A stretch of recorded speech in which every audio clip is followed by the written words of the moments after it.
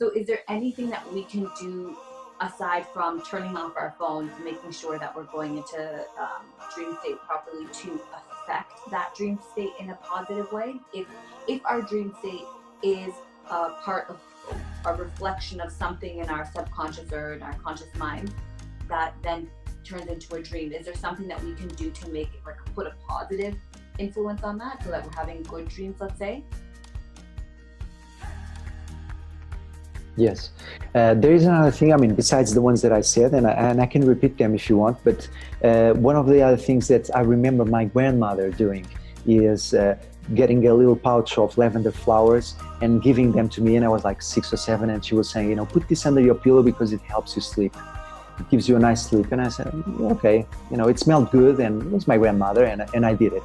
Years later, I started working with essential oils.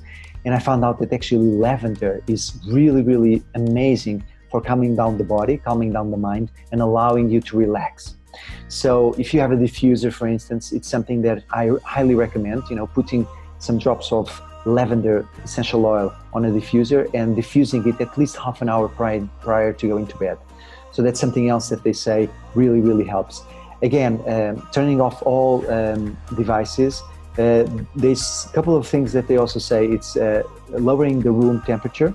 They say that you really can relax better if the room is colder than hotter.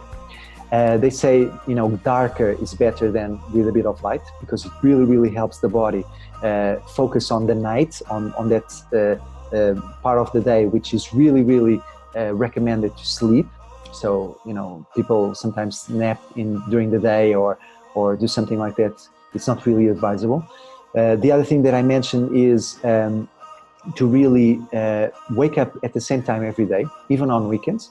So they say that trains the brain into a reality that, you know, at this time every day I'm going to wake up. So the brain starts helping you to wake up at the same time.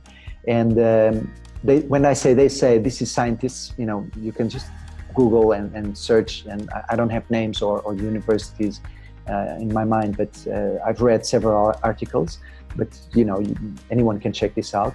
Is that going to bed at the same time is actually not vital, but waking up at the same time is more vital.